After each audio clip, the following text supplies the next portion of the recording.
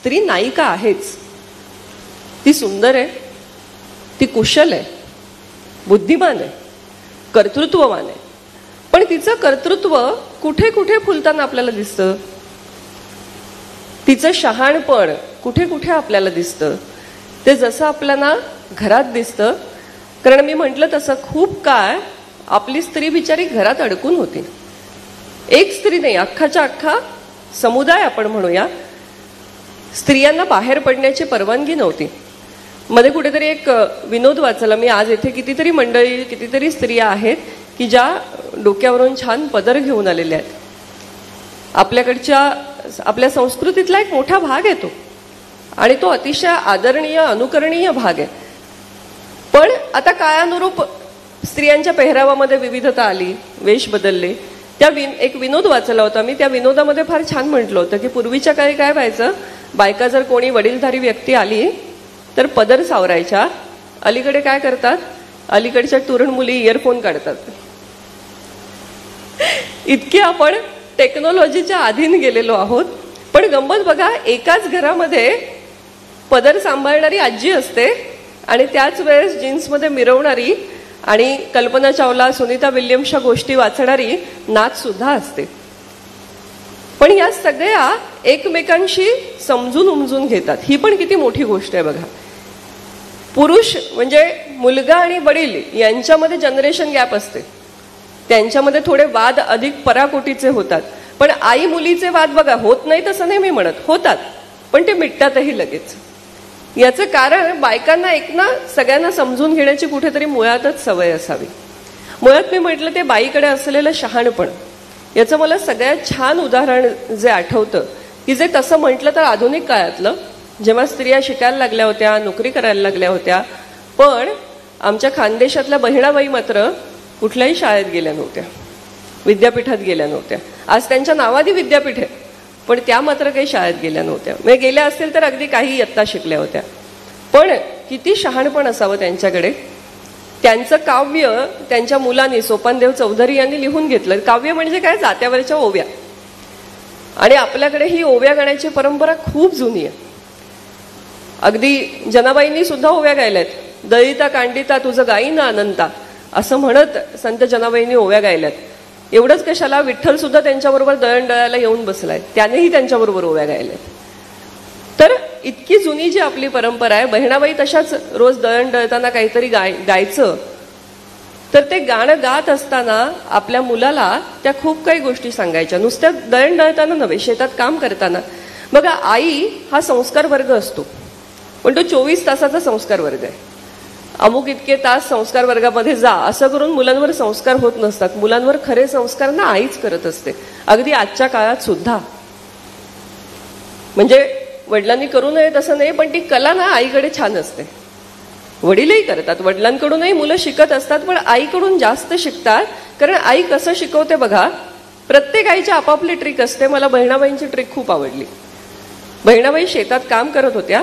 आता तिकडे कापसाची शेती असते ना, तर कापसाच्या शेतामध्ये त्या सरकीच्या, जो सगळा कापूस असतो सरकीच्या भोवती आलेला, तुम्ही पाहिला असेल, एक सरकीचं बी असतं आणि आजूबाजूला कापसाचा फुलोरा असतो.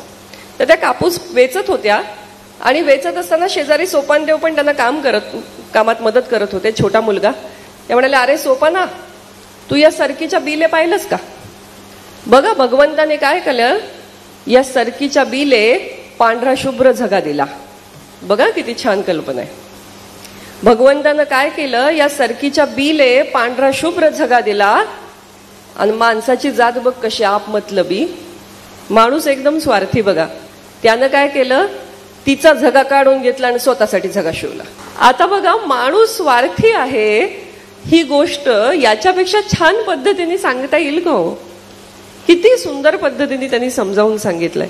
असाच एक प्रसंग आहे. आता तो काळ जुना होता, तेव्हा जरा जातपात मानण्याचा तो काळ होता. पण मानावी का जात? सगळी माणसंच होत, आपण सगळे सारखे होत ना. आपल्याला संतांनी एवढं सांगितलं, परमेश्वरांनी सांगितलेलं आहे, तरी सुद्धा आपण काही ऐकत नाही. कुठल्या ना कुठल्या भिंती उभ्या करण्यामध्ये आपल्याला फार रस असतो. मंगळवेढा रोडवरील माऊली लँडमार्क यांचे सिंधुदुर्ग लँडमार्क भव्य ओपन प्लॉट प्रकल्पातील सुविधा, रस्त्यालगत स्ट्रीट लाईट, अंतर्गत रस्ते, स्वतंत्र MSCB DP, पाण्याची सुविधा, चिल्ड्रन प्लेग्राउंड. ऑफिसचा पत्ता माऊली लँडमार्क, स्टार बाजार जवळ, सोलापूर. संपर्क 9130 12 32 23 आणि 0217 2 38 01 23. ते एकदा त्या कीर्तनाला गेल्या होत्या आणि कीर्तनकार बुवांनी, खूप विद्वान कीर्तनकार होते, त्यांनी सांगितलं ते जाती कशा निर्माण झाल्या आहेत, मग मुख म्हणजे कसे ब्राह्मण वगैरे अशा पद्धतीचं त्यांनी सगळं वर्णन करून सांगितलं. आणि जे वर्णन म्हणजे थोडंसं म्हटलं तर आपण त्याच्यात थोडंसं लॉजिक आहे, नाही असं नाही, की जो बोलतो तो परमेश्वराचं मुख आहे. मग ब्राह्मण म्हणजे विद्वान म्हणूया आपण. जी विद्वान मंडळी काय करतात, ती बोलतात, विद्येचा प्रसार करतात, मग ते देवाचं मुख आहे. मग क्षत्रियांकडे काय पाहिजे, ताकद पाहिजे, राजाला लढण्यासाठी ताकद पाहिजे. मग क्षत्रिय कोण आहेत, तर देवाचे बाहू आहेत. मग वैश्य काय करतात, व्यापार करतात. मग व्यापार करतात म्हणजे काय, त्यांना फिरायला लागतं इकडे तिकडे. मग देवाचे चरण म्हणजे पाय कुठले आहेत, तर वैश्य आहेत समजा, किंवा उरू काय आहेत, तर वैश्य आहेत असं समजा, मांड्या. आणि मग भगवंताचे पाय म्हणजे काय, तर जो आता सगळ्यात खालचा भाग उरला ना, उत्तम ते शिर, बरोबर, तिथून आता खाली खाली खाली आलो आपण. आणि भगवंताचे आता चरण फक्त शिल्लक आहेत, बाकीचे सगळे अवयव इकडे तिकडे वाटून झाले. मग चरण म्हणजे काय, तर जे सगळे शूद्राती शूद्र आहेत ते चरण. असं ते कीर्तनकार बुवाने खूप रंगवून कीर्तन करून सांगितलं. कीर्तन संपल्यावर बहिणाबाई थांबल्या. बहिणाबाईंनी आपला पदर सावरला आणि म्हणाले, आओ बुवा, लई झाक झालं तुमचं कीर्तन, खूप छान सांगितलं तुम्ही, पण मला एक शंका आहे. काय शंका आहे तुम्हाला? काय नाही, ते तुम्ही म्हणालात की भगवंताच्या चरणातून शूद्र सगळे निर्माण झाले, जे सगळ्यात खालच्या जाती ज्या काय आहेत त्या सगळ्या पायापासून निर्माण झाल्या, पण म्हणजे भगवंत त्यांनाच सगळ्यात श्रेष्ठ मानत असला पाहिजे. तुम्ही त्याला खालच्या म्हणता, नाही त्या वरच्या जाती. खरं तर म्हणाले, अहो असं काय म्हणताय, त्या खालच्याच जाती आहेत. नाही नाही म्हणाले, वरच्या जाती, कारण आपण भगवंताच्या दर्शनाला जातो तेव्हा आपलं डोकं कुठे ठेवतो,